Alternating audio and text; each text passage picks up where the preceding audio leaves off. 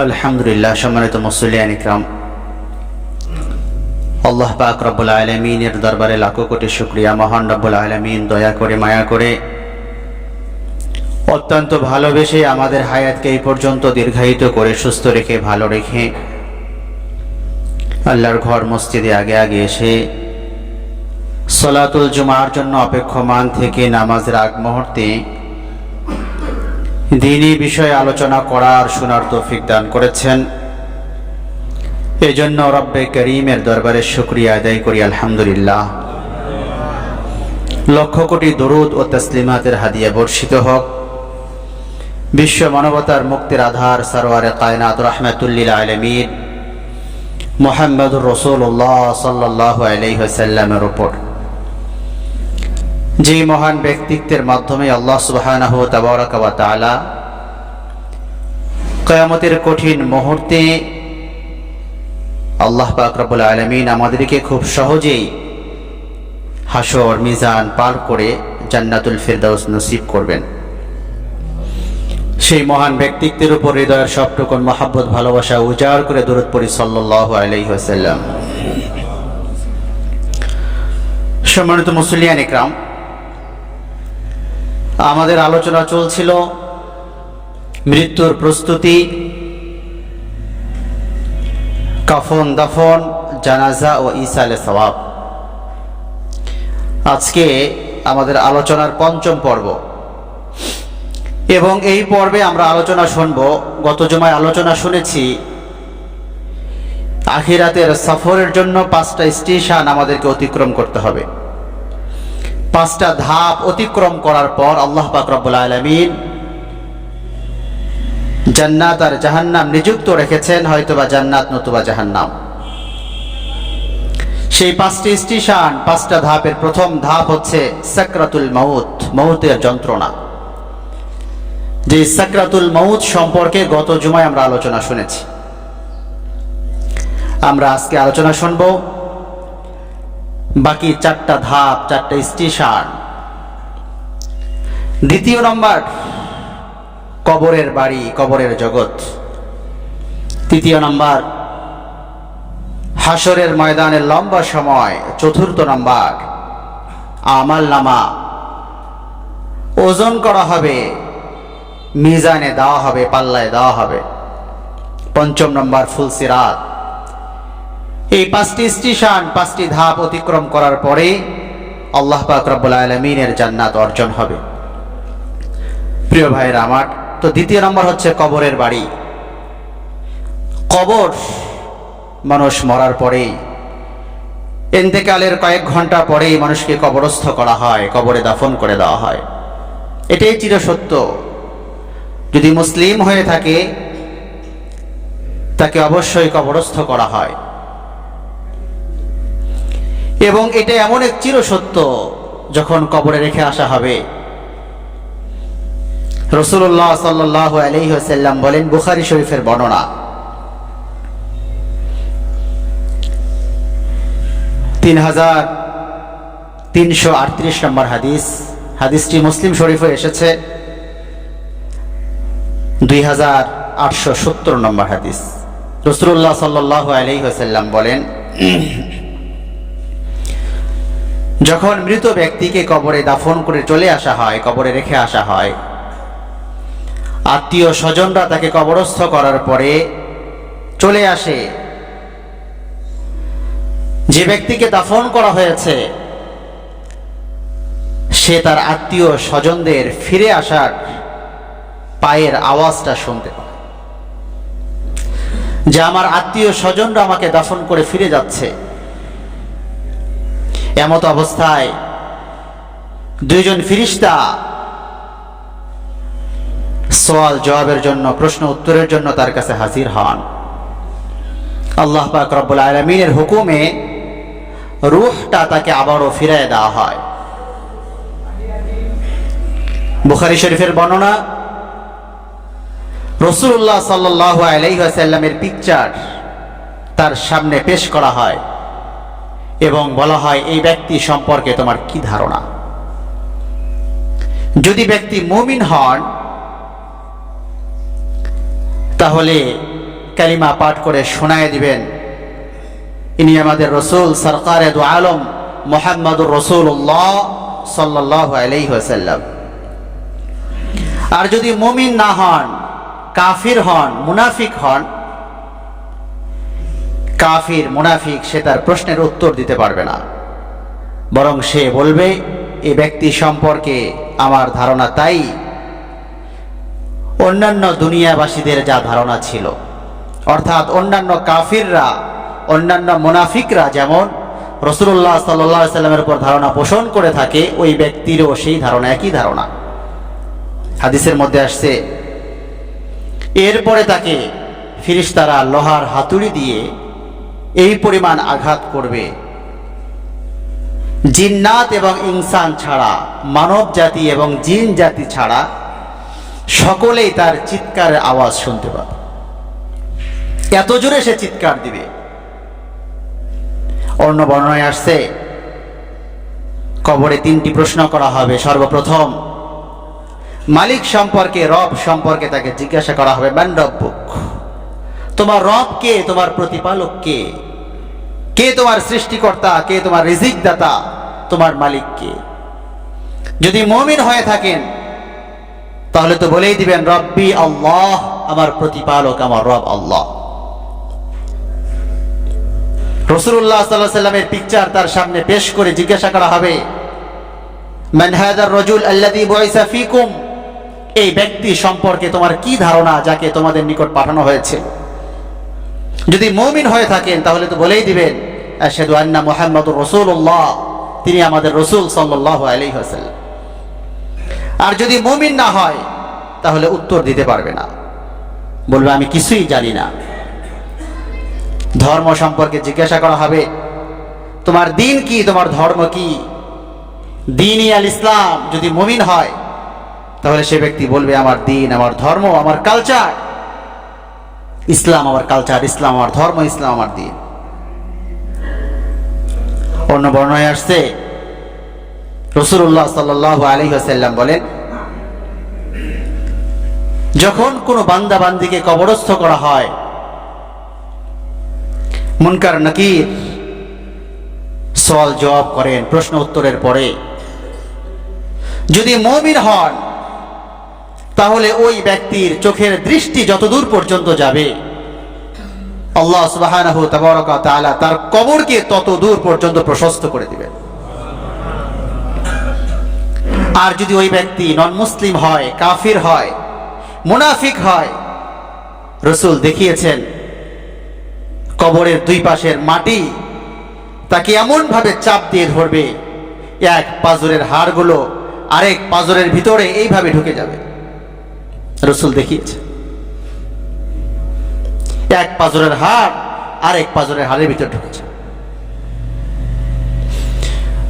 যখন মুমিন হবেন আল্লাহ পাক রব্বুল আলামিন ফেরেশতাকে ঘোষণা করে দিবেন, ফেরেশতাকে বলে দিবেন, ফাররিশ ফিরাশাম মিনাল জান্নাহ কাই লা ইয়াকা জাসাদু আবদি আলা তুরাব। আমার নেককার বান্দা, আমার দিনদার বান্দা, তার অন্তরে আমি আল্লাহ তাআলার ভয় ছিল, আমি আল্লাহ তাআলাকে ভালোবাসতো, আমি আল্লাহ তাআলার প্রতি পরিপূর্ণ আস্থা ছিল। আমার বান্দা বহুত কষ্ট করে শীতের মৌসুমে শেষ রাত্রে জাগ্রত হয়েছে, তাহাজ্জুদের সালাত আদায় করেছে, ফজরের সালাত আদায় করেছে, দিনের উপর টিকে থাকার জন্য হাজার রকম বাধা বিপত্তি এসেছে, তারপরেও সে দিন থেকে বিন্দু পরিমাণ নড়ে চড়ে দাঁড়ায় না। আজকে আমার বান্দা আমার কাছে চলে আসছে, আজকে আমার বান্দায় কবরস্থ করা হয়েছে। ফাররিশ ফরাশাম মিনাল জান্নাহ, ফেরেশতারা আমার বান্দাকে জান্নাতের বিছানা এনে তার কবরে বিছায়া দাও। সুবহানাল্লাহ। কাই লা ইয়াকা জাসাদু আবদি আলা তুরাব, বিন্দু পরিমাণ দেরি যাতে না হয়ে যায় জান্নাতের বিছানা বিছাইতে। যদি দেরি হয় আর আমার বান্দার শরীর যদি মাটিতে থাকে, তোমাদের খবর আছে, এই জন্য খুব দ্রুত জান্নাতের বিছানা কবরে বিছায়া দাও, আমার বান্দাকে এখনই কবরস্থ করা। আল্লাহ রাসূল বলেন, যখন কোন নেককারকে, কোন দিনদারকে কবরস্থ করা হয়, ফেরেশতাদেরকে ঘোষণা করে দেওয়া হয়, হুকুম করা হয়, ফাররিশুহু মিনাল জান্নাহ ফাফরিশুহু মিনাল জান্নাহ ওয়ালবিসুহু মিনাল জান্নাহ ওয়াফতাহু লাহু বাবান ইলাল জান্নাহ। আমার নেককার বান্দা, আমার দিনদার বান্দা কবরে চলে এসেছে। জান্নাতি বিছানা তার কবরে বিছায় দাও। ওয়ালবিসুহু মিনাল জান্নাহ, জান্নাতি জোড়া, জান্নাতি পোশাক তাকে পরায় দাও। সুবহানাল্লাহ।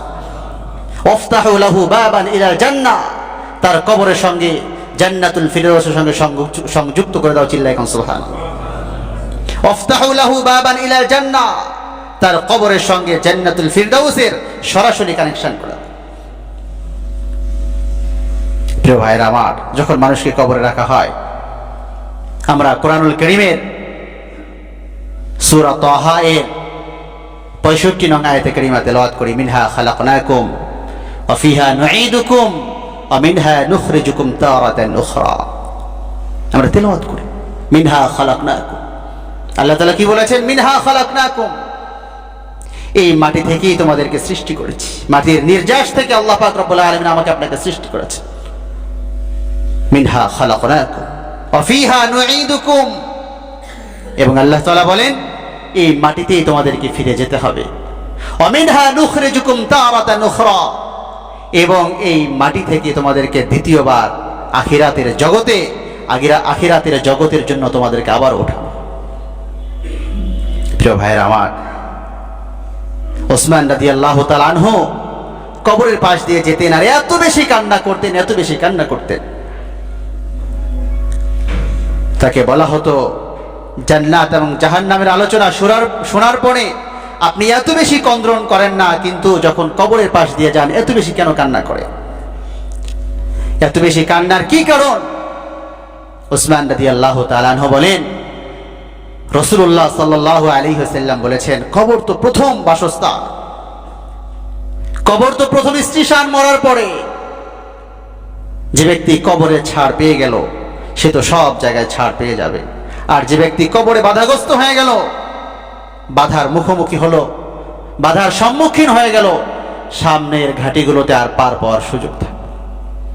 প্রিয় ভাইরা আমার, একটু চোখ বন্ধ করে দেখি, যদি এই মুহূর্তে আমার মৌত হয়ে যায়, আমার গাড়ি বাড়ি, আমার প্রাসাদ, আমার অট্টালিকা, আমার ব্যাংক ব্যালেন্স, আমার আত্মীয় স্বজন, আমার সন্তানরা কেউ আমার সঙ্গে যাবে না, আমার পিছে কেউ সময় দিবে না, তাদের সময় থাকবে না। আজকে মনে করতেছি আমি ছাড়া কেউ তাদের নাই। আপনি চোখ দুটা বন্ধ করেন, আর চোখ বন্ধ করার পরে একটু চিন্তা করেন, এই মুহূর্তে যদি আমার মৌত হয়ে যায়, আমাকে কবরস্থ করা হবে, আমার সন্তানরা আপন গতিতেই চলবে, স্ত্রী তার চলার গতিরোধক হবে না, গতি বন্ধ হয়ে যাবে না, পুরা পৃথিবী আপন গতিতেই চলবে।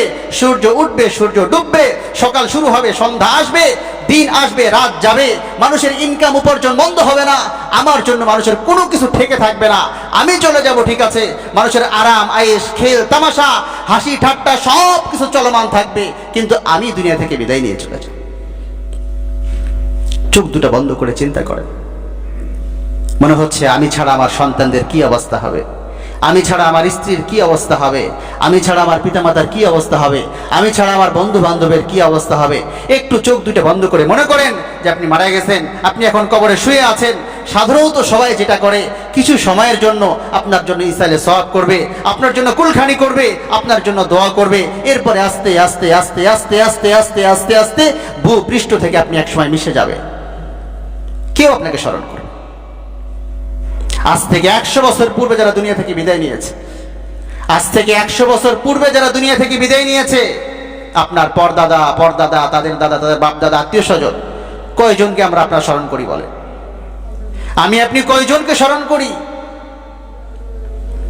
প্রিয় ভাইরা আমার, এই জন্য কবরের জগৎ, রাসূলুল্লাহ সাল্লাল্লাহু আলাইহি সাল্লাম যখন কোনো কবরের পাশে যেতেন আর যাওয়ার পরে সালাম পেশ করতেন, আসসালামু আলাইকুম ইয়া আহলাল কুবুর, আসসালামু আলাইকুম দারু কওমিন মুমিনিন।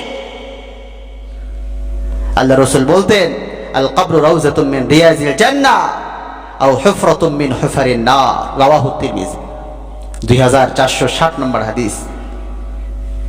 আল্লাহ রাসূল বলতেন, আল কবরু রাউযাতুম মিন রিয়াজিল জান্নাহ, কবর হয়তোবা কারো জন্য জান্নাতের টুকরা হবে, আও হুফরাতুম মিন হুফারিন নার, অথবা এটা জাহান্নামের একটা গর্ত, জাহান্নামের একটা গর্ত, তাকে চাপ দিয়ে ধরবে মাটি, জাহান্নামের একটা গর্ত। একটু চিন্তা করেন, যেখানে সাপ বিচ্ছুর ঘর, কবর প্রতিনিয়ত মানুষকে আহ্বান করে আর বলে, যখন কোনো নেককার বান্দাকে কবরে শোয়া দেওয়া হয়, কবর বলে, তোমার জন্য আমি অপেক্ষা করছিলাম, আমার পক্ষ থেকে তুমি শান্তির বার্তা গ্রহণ করো, তোমার জন্য আমি অপেক্ষা করছিলাম। জমিনে যত মানুষ চলাফেরা করত, তোর মধ্যে তুমি আমার কাছে খুব প্রিয় ছিলা, আজকে তুমি আমার আপনজন, তুমি আমার কাছে চলে এসেছো, আজকে আমার সমস্ত ভালো ব্যবহার আর সৎ ব্যবহার তুমি দেখতে পাবে। যখন কোনো বৎকারকে কবরস্থ করা হয়, কবরে কথা বলতে থাকে, পৃথিবীতে যত মানুষ বিচরণ করত, সবচেয়ে আমার কাছে তুমি ঘৃণিত ব্যক্তি ছিলে, আজকে তুমি আমার ভিতরে চলে এসেছো, আজকে আমার সমস্ত খারাপ আচরণগুলি তুমি দেখতে পাবে। প্রিয় ভাইরা আমার, এই চিরসত্য বস্তুটাকে আমরা কেন যেন বুঝতে চেষ্টা করি না। আমাদের সামনে যখন টাকা পয়সা, দুনিয়া, ধন দৌলত চলে আসে, আমাদের মনে থাকে না কবরের বাড়ি, মনে থাকে না হাসরের ময়দান, আমরা ভুলেই যাই আমল নামাগুলি ওজন দেওয়া হবে, ফুলসিরাত পার হয়ে যেতে হবে, সব কিছু ভুলে যায়। আল্লাহ পাক রব্বুল আলামিন আমাদেরকে কবরের প্রস্তুতি গ্রহণের তৌফিক দান করে, চিল্লায় বলুন আমিন। লম্বা আলোচনা, সময় কম। 3 নম্বর স্টেশন হাসরের ময়দান। লম্বা সময়, হাসরের ময়দান। যখন মানুষকে কবর থেকে উঠানো হবে, ময়দানে মাহশর, হাসরের ময়দান শুরু হবে। রাসূলুল্লাহ সাল্লাল্লাহু আলাইহি ওয়াসাল্লাম বলেন, হাসরের ময়দান, হাসরের ময়দানের একদিন পৃথিবীর 50,000 বছরের সমপরিমাণ। হাসরের ময়দানের একদিন পৃথিবীর 50,000 বছরের সমপরিমাণ। রাসূলুল্লাহ সাল্লাল্লাহু আলাইহি ওয়াসাল্লাম বলেন, আয়েশা, মানুষ যখন কবর থেকে উঠবে, কারো শরীরে কোনো পোশাক থাকবে না, মানুষ উলঙ্গ হয়ে উঠবে। আম্মা জান আয়েশা বলেন, ইয়া রাসূলুল্লাহ, তো মানুষ কি লজ্জাবোধ করবে না? আল্লাহ রাসূল বলেন, কেউ তো কারো দিকে কি তাকাবে, সবাই আকাশের দিকে, আসমানের দিকে তাকায় থাকবে। কারো দিকে তাকানোর সময় নেই, সবাই আসমানের দিকে তাকিয়ে থাকবে। এবং আল্লাহ পাক রব্বুল আলামিনের আরশের ছায়া ছাড়া ওই সময় আর কোনো ছায়া থাকবে না। রাসূলুল্লাহ সাল্লাল্লাহু আলাইহি ওয়াসাল্লাম বলেন, 7 সম্প্রদায়কে আল্লাহ পাক রব্বুল আলামিন ওই আরশের নিচে আল্লাহ পাক রব্বুল আলামিন নিজ কৃপায়, নিজ অনুগ্রহে ছায়া দান করবে। বুখারী শরীফের বর্ণনা, হাদিস নাম্বার 660, আল্লাহ রাসূল বলেন, সাবআতুন ইযিল্লুহুমুল্লাহ ফি যিল্লিহি ইয়াওমা লা যিল্লা ইল্লা যিল্লু। আরশের ছায়া ছাড়া আর কোনো ছায়া থাকবে না। এবং আল্লাহ পাক রব্বুল আলামিন 7 সম্প্রদায়কে ওই দিন আরশের নিচে ছায়া দান করবেন। চিল্লায় কোন সুবহানাল্লাহ। আল ইমামুল আদিল ওয়া শাবুন নাশাআ ফি ইবাদাতি রাব্বিহ ওয়া রাজুলুন কলবুহু মুআল্লাকুন ফিল মাসাজিদ ওয়া রাজুলান তাহাব্বা ফিল্লাহি ইজতামা আলাইহি ওয়া তাফাররাকা আলাইহি ورجل طلبته ذات منصب وجمال فقال إني أخاف الله ورجل تصدق إخفاء حتى لا تعلم شماله ما تنفق بيمينه ورجل ذكر الله خاليا ففاضت عيناه رواه البخاري। এই 7 সম্প্রদায়কে আল্লাহ পাক রব্বুল আলামিন নিজ আরশের নিচে ছায়া দান করেন। আল ইমামুল আদিল, 1 নম্বর ন্যায়পরায়ণ বাদশা। ন্যায়পরায়ণ বাদশা ইনসাফের সঙ্গে রাষ্ট্র পরিচালনা করে, ইনসাফের সঙ্গে এরিয়া পরিচালনা করে, ইনসাফের সঙ্গে অধীনস্থদের সঙ্গে লেনদেন করে। আল ইমামুল আদিল ওয়া শাবুন নাশাআ ফি ইবাদাতি রাব্বিহ। 2 নম্বর ওই যুবক, যে যুবকের কলিজায় আল্লাহ পাক রব্বুল আলামিনের ভয় ভরপুর, গুনার সমস্ত সরঞ্জাম থাকা সত্ত্বেও আল্লাহর ভয়ে গুনার বস্তুর দিকে চক্ষু উঠায় না। 3 নম্বর, রাজুলুন কলবুহু মুআল্লাকুন ফিল মাসাজিদ, যার অন্তর মসজিদের সঙ্গে ঝুলন্ত থাকে, মসজিদের বাইরে সময় কাটাতে ভালো লাগে, মসজিদে আসলেই ভালো লাগে। যেই সময়টা মসজিদের বাইরে বের হয়, ব্যয় হয়, মন চায় কখন আল্লাহর ঘরে চলে যেতে পারবো। রাজুলুন তালাবাতহু যাতু মানসাব ওয়া জামাল ফাকালা ইন্নী আখাফুল্লাহ। ওই নারী, যেই যুবতী সুন্দরী সুশ্রী, কোনো যুবককে নিজের দিকে আহ্বান করে আর যুবক যুবতীকে উত্তর দেয়, ইন্নী আখাফুল্লাহ, আমি আল্লাহ তাআলাকে ভয় করি, আমাকে তোমার দিকে আহ্বান করে লাভ নাই। রাজুলুন তাসাদ্দাকা ইখফাআন হাত্তা লা তা'লামা শিমালুহু মা তুনফিকু বিয়ামিনি, ওই দাতা যে দাতা আল্লাহর জন্য দান করে, ডান হাত দান করলে বাম হাত টের পায় না। নিজেকে দাতা প্রকাশ করার জন্য না, নিজেকে দাতা সাজার জন্য না, মানুষ বাহবা দিবে এই জন্য না, দান করে আল্লাহর জন্য, আখিরাতে পুঁজি তৈরি হবে সেজন্য ডান হাত দান করে, বাম হাতের খবর থাকে না। রাজুলুন যাকারাল্লাহ খালিয়ান ফাফাযাত আইনাহু, ৭ম নম্বর, আল্লাহর গোলাম যখন একাকী চলে, অন্ধকারে চলে, কেউ নাই ডানে বামে, কেউ নাই, আর আল্লাহ তাআলাকে স্মরণ করে চোখের পানি ঝরায়, আল্লাহ আমি আপনার গোলাম, আপনি আমার মুরিদ, আমি আপনার গোলাম, কেউ নাই, কেউ দেখে না, মানব শূন্য এলাকা, আল্লাহ কেউ দেখতেছেন, আমি আপনাকে ডাকতেছি কলিজা ভরে, আল্লাহ আপনি আমার গুনাহগুলি মাফ করে দেন, আল্লাহ আমি আপনাকে ভালোবাসি, আমি আপনার আশিক, আল্লাহ আমার পুরা জীবনটা, পুরা হায়াতটা আপনার গোলামের মধ্যে কাটাইতে চাই, আপনি কবুল করে নেন। রাজুলুন যাকারাল্লাহ খালিয়ান ফাফাযাত আইনাহু, ও যুবক, যখন গার্লফ্রেন্ড বা কোনো নারী তোমার কাছে পত্র লিখে, সেই পত্র সামনে একাই পড়ো, গোপনে পড়ো, ঘরের দরজা আটকিয়ে দিয়ে পড়ো, আর হৃদয় বিদারক হলে চোখ দিয়ে পানি ঝরে, ওই প্রেম, ওই ভালোবাসা আল্লাহর সঙ্গে যদি একবার তৈরি করতে পারো, আল্লাহর কসম করে বলি, মানুষ তার মাকে, তার বাবাকে, তার সন্তানদেরকে, তার প্রিয়তমাকে যে পরিমাণ ভালোবাসে, এগুলো নিষেধ না, যদি ভালোবাসার মোড়টা একটু আল্লাহ তাআলার দিকে ঘুরায় দেয়। চিন্তা করে, আমি আমার স্ত্রীকে ভালোবাসি, আমাকে অন্য কোনো নারী পরকীয়ার দিকে আহ্বান করলেও আমি তার ডাকে সাড়া দিতে পারি না, আমি স্ত্রীকে ভালোবাসি। কোনো নারীর দিকে আমি চক্ষু উঠাইতে পারি না, আমি আমার স্ত্রীকে ভালোবাসি। এই কল্পনাগুলো তো অন্তরে আসে, আসে না? আসে না? কথা বলেন, আসে না? আসে না? এই কল্পনাই তো অন্তরে রাখবে, আল্লাহ আমি আপনাকে ভালোবাসি।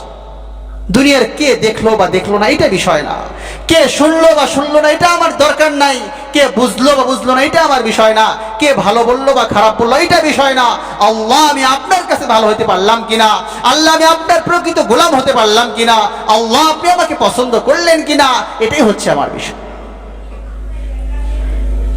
মানুষের বাহবা নেওয়ার জন্য চোখের পানি ঝরে, এই 7 সম্প্রদায়কে আল্লাহ পাক রব্বুল আলামিন তার আরশের নিচে ছায়া দান করে। প্রিয় ভাইরা আমার, হাসরের ময়দান, লম্বা সময় সেখানে থাকতে হবে। আমার আপনার মাথার এক ফরসক সমান সমান 3 মাইল।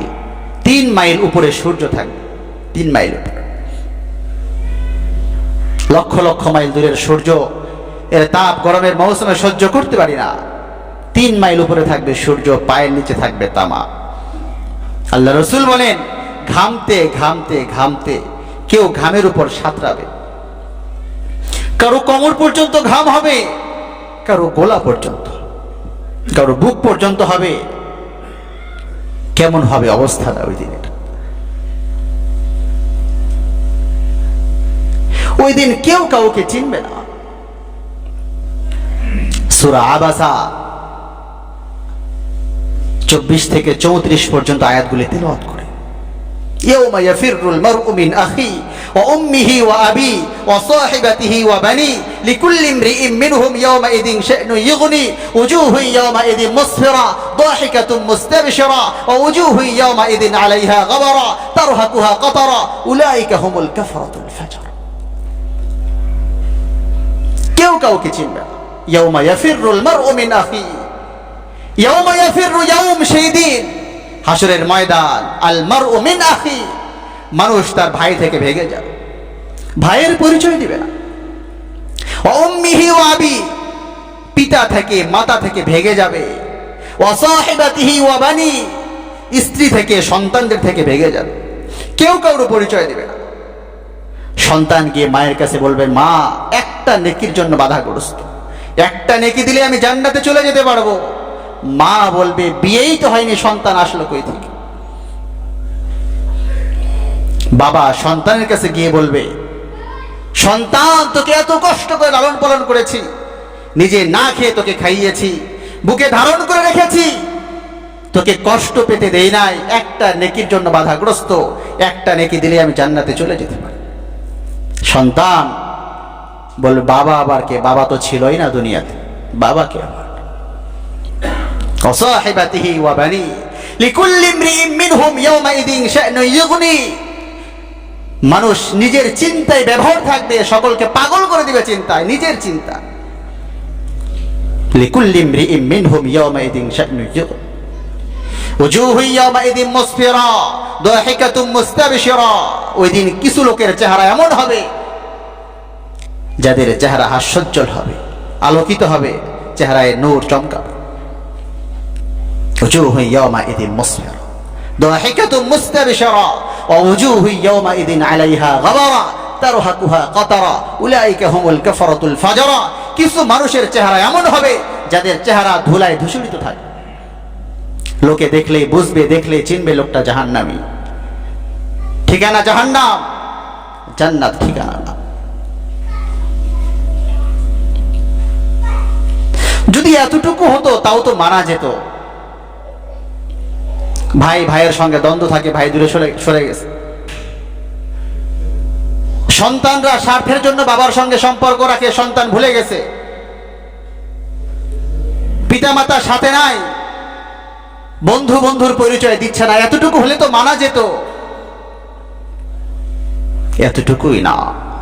আল ইয়াওমা নাখতিমু আলা আফওয়াহিহিম ওয়া তুকাল্লিমুনা আইদিহিম ওয়া তাশহাদু আরজুলুহুম বিমা কানু ইয়াকসিবুন। এতটুকু হলে তো মানা যেত, কিন্তু চিৎকার দিয়ে বলবে, কলেজা ফেটে যাবে, কান্না করে বলবে, হায় হাত হায় পা, বাবা চলে গেছে মানতে পারলাম, মা চলে গেছে মানতে পারলাম, সন্তান চলে গেছে মানতে পারলাম, বন্ধু চলে গেছে মানতে পারলাম, তোরা তো আমার শরীরের অঙ্গ, আমার হাত আমার পা, আজকে তোরা আমার বিরুদ্ধে কেমনে সাক্ষী দিস? আল ইয়াওমা নাখতিমু আলা আফওয়াহিহিম। আল্লাহ পাক রব্বুল আলামিন জবানে তালা লাগায় দেবে, জবান বন্ধ থাকবে। ওয়া তুকাল্লিমুনা আইদিহিম, হাত কথা বলবে, হাত। ওয়া তাশহাদু আরজুলুহুম, পা সাক্ষী দিবে, বিমা কানু ইয়াকসিবুন, যা যা করেছে। কতটুকু হলে তো মানা যেত। বাবা চলে গেছে মানতে পারলাম, মা চলে গেছে মানতে পারলাম, ভাই চলে গেছে মানতে পারলাম, সন্তান চলে গেছে মানতে পারলাম, কিন্তু হায় হাত আর পা, তোরা তো আমার শরীরের, আমার দেহের অঙ্গ, তোরা আজকে কেমনে পারলি আমার বিপক্ষে সাক্ষী দিতে? প্রিয় ভাইরা আমার, আমি ওয়াজ করে কিচ্ছু করতে পারব না যদি নিজের বিবেকের সঙ্গে কথা না বলেন, যদি বিবেককে প্রশ্নবিদ্ধ না করেন, আমি ওয়াজ করে কিচ্ছু করতে পারবো না। একবার বিবেকের সঙ্গে কথা বলে দেখেন, হায় রে বিবেক, চিরকাল দুনিয়াতে থাকবো না, কবরে চলে যেতেই হবে, এটাই বাস্তবতা। কি হবে কবরের অবস্থা, কি হবে হাসরের ময়দান, কি হবে ফুলসিরাতের অবস্থা?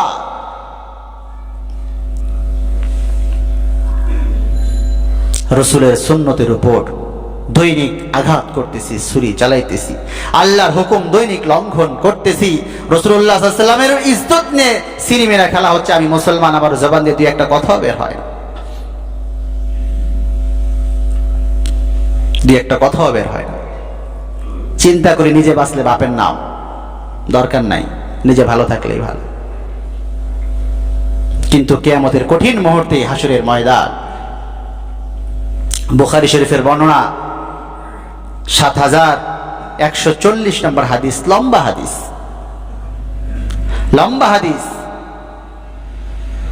হাসরের ময়দানের অবস্থা সহ্য করতে না পেরে সকলে একত্রিত হবে, একত্রিত হওয়ার বুখারীর বর্ণনা বলছে, ৭১৪০ নম্বর হাদিস।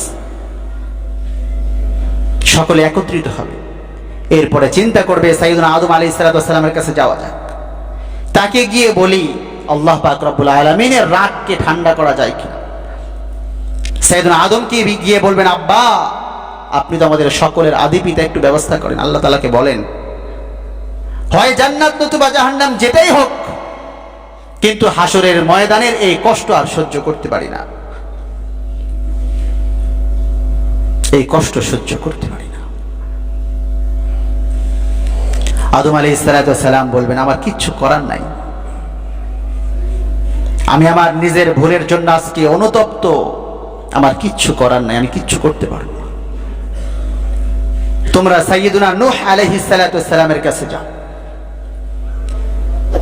সাইয়্যিদুনা নূহ আলাইহিস সালামের কাছে আসবেন সকলেই। ও আল্লাহর পয়গম্বর, আপনি কিছু একটা করেন, আপনি তো প্রথম নবী, প্রথম পয়গম্বর, আব্বাজান আদম আলাইহিস সালামের পরে আপনি একটা ব্যবস্থা করেন।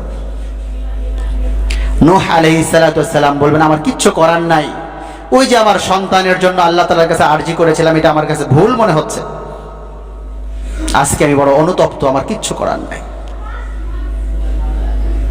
তোমরা ইব্রাহিম আলাইহিস সালামের কাছে যাও।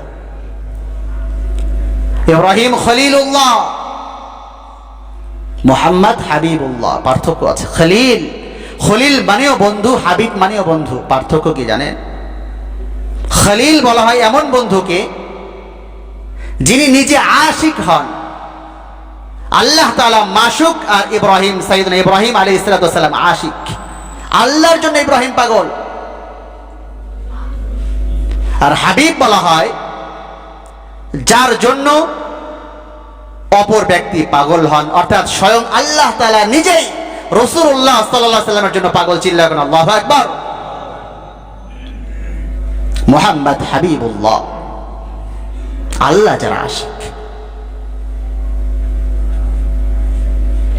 ইব্রাহিম আলাইহিস সালাম বলবেন, আমার কিচ্ছু করার নাই, কি করব? তোমরা মুসা আলাইহিস সালামের কাছে যাও। সকলেই সাইয়েদনা মুসার কাছে যাবেন, যে আপনি তো কালিমুল্লাহ, আল্লাহ তাআলার সঙ্গে সরাসরি কথা হতো আপনার, আপনি একটা ব্যবস্থা করেন। সাইয়েদনা মুসার ওই যে কিপ্তিকে মেরেছিল এক চড় দিয়ে, আমার কিচ্ছু করার নাই, উপায় নাই আমার। ঈসার কাছে যাও, ঈসা রূহুল্লাহ, আল্লাহর রূহ, রূহুল্লাহ, তার কাছে যাও। সকলেই সাইয়েদনা ঈসার কাছে আসবেন। ঈসা আলাইহিস সালাম বলবেন, আমার কিচ্ছু করার নাই, আমার বড় ভয় হয়, আল্লাহ তাআলা আমাকে উঠিয়ে নেওয়ার পরে আমার অনুসারীরা তৃতীয়বার তিন খোদায় বিশ্বাসী ছিল, এর জন্য না জানি কি আল্লাহ তাআলা আমাকে জিজ্ঞাসা করে, আমার কিচ্ছু করার নাই। তবে তোমাদেরকে পরামর্শ দিতে পারি, ওই যে দূরে দেখা যায় সরকারে দু আলম মুহাম্মদুর রাসূলুল্লাহ সাল্লাল্লাহু আলাইহি ওয়াসাল্লাম, শফিউল মুজনাবিন, রাহাতুল আশিকিন, ইমামুন নবিয়িন, কায়নাত মে বেহতরিন মুহাম্মদ সাল্লাল্লাহু আলাইহি ওয়াসাল্লাম, তার কাছে যাওয়ার একটা ব্যবস্থা হতে পারে। সকলে যাবেন, ইয়া রাসূলুল্লাহ, আমরা সকলেই আপনার দ্বারস্থ হয়েছি। আল্লাহ রাসূল বলবেন, হ্যাঁ হ্যাঁ, এই কাজটা আমার। রাসূল কি বলবেন? এই কাজটা আমার। আজকে কেবলমাত্র শুধুমাত্র আমাকেই পারমিশন দেওয়া হয়েছে আল্লাহ পাক রব্বুল আলামিনের কাছে সুপারিশ করার, কেউ সুপারিশ করতে পারে। রাসূলুল্লাহ সাল্লাল্লাহু আলাইহি ওয়াসাল্লাম, তার হাতে একটা ঝান্ডা থাকবে, হাদিসের বর্ণনা, হাতে ঝান্ডা থাকবে, পতাকা থাকবে, পিছনে সমস্ত ব্যক্তিরা থাকবে। হাঁটতে হাঁটতে হাঁটতে আল্লাহ পাক রব্বুল আলামিন যেখানে থাকবেন সেই জায়গায় গিয়ে সকলেই হাজির হয়। আল্লাহ পাক রব্বুল আলামিনকে দেখার সাথে সাথে রাসূলুল্লাহ সাল্লাল্লাহু আলাইহি ওয়াসাল্লাম সেজদায় পড়ে যাবে। আল্লাহ রাসূল বলেন, কতক্ষণ সময় সেজদা করবে এটা আমি জানি না, কতক্ষণ সময় সেজদায় থাকবো এটা আমি জানি না। সেজদা চলবে, লম্বা সময়ের সেজদা। আল্লাহ পাক রব্বুল আলামিন সরকারে দু আলমের অন্তরে এমন কিছু তাসবিহাত, এমন কিছু বাক্য আল্লাহ রাসূলের অন্তরে ঢেলে দিবেন, যে বাক্যগুলো আল্লাহ রাসূলের জবান দিয়ে উচ্চারণ হওয়ার সঙ্গে সঙ্গে আল্লাহ পাক রব্বুল আলামিনের রাগ নিমিষে ঠান্ডা হয়ে যাবে। চিল্লাইয়া কোন সুবহানাল্লাহ। এত আস্তে সুবহানাল্লাহ, আরো জোরে সুবহানাল্লাহ। আল্লাহ রাসূল বলেন, যেই বাক্যগুলো আল্লাহ পাক রব্বুল আলামিন আমাকে শিখাবেন, সেই বাক্যগুলো আমি এখনো জানি না। আল্লাহ তাআলা আমার অন্তরে সেই বাক্যগুলো ঢালবেন, সেই বাক্যগুলো আমার জবান দিয়ে বের করে নেবেন। আল্লাহ তাআলার রাগ ঠান্ডা হবে। আল্লাহ তাআলা বলবেন, মুহাম্মদ ইরফা রাসাক, তোমার মাথা উঠাও, মাথা উঠাও। বন্ধু চোখের পানি আর সহ্য হয় না, মাথা উঠাও। রসুল মাথা উঠাবেন, আল্লাহ পাক রব্বুল আলামিন 3টা পুরস্কার দিবেন রসুলকে। 1 নাম্বার, কুল তুসমা, কুল তুসমা, রসুল আপনি বলেন, যা বলবেন তাই শুনবো। আল্লাহু আকবার। কুল তুসমা, যা বলবেন তাই শুনবো। সাল তুতা, রসুল চান যা চাইবেন তাই দিব। 3 নাম্বার, শাফি তুশাফা, সুপারিশ করেন, যতজনের জন্য করবেন সকলকে মাফ করে জান্নাতবাসী করে দেব। কুল তুসমা, বন্ধু আপনার কথাই শুনবো আজকে। সাল তুতা, কি চান, কতটুকু চান বলেন, বলে ফেলেন। ওয়াশফা তুশাফা, সুপারিশ করেন, যতটুকু করবেন সবগুলোকে জান্নাতে পাঠায় দেন। রসুল সুপারিশ করবেন, সুপারিশ শুরু হবে। রসুল চোখের পানি ধরে রাখতে পারবেন না, বলবেন আল্লাহ, কলিজার টুকরা হাসানকেও চাই না, কলিজার টুকরা হোসেনকেও তালাশ করছি না, কলিজার টুকরা ফাতেমাকেও তালাশ করছি না, কষ্টের সময়ের বন্ধু খাদিজাকেও খুঁজছি না, আবু বকরকেও খুঁজতেছি না। আমি আমার সমস্ত উম্মত, যতক্ষণ পর্যন্ত একটা উম্মত না থাকবে, যতক্ষণ পর্যন্ত একটা উম্মত জান্নাতে যেতে বাকি থাকবে, ততক্ষণ পর্যন্ত সুপারিশ করেই যাব, সুপারিশ করেই যাব আমার সমস্ত উম্মতকে জান্নাত দেব, আমার সমস্ত উম্মতকে জান্নাত দেব। প্রিয় ভাইরা আমার, ওই রসুলের সুপারিশ যদি পেতে চাই, রসুলের আদর্শ কতটুকু গ্রহণ করা উচিত আমার দেহে, আমার শরীরে, আমার জীবনে, আমার ঘুম থেকে জাগ্রত হওয়া থেকে নিয়ে আবার ঘুম যাওয়া পর্যন্ত ওই রসুলের আদর্শ কতটুকু অন্তরে লালন করি। আল্লাহ পাক রব্বুল আলামিন যতটুকু শুনলাম এতটুকু মানার তৌফিক নসিব করে সকলেই বলুন আমিন।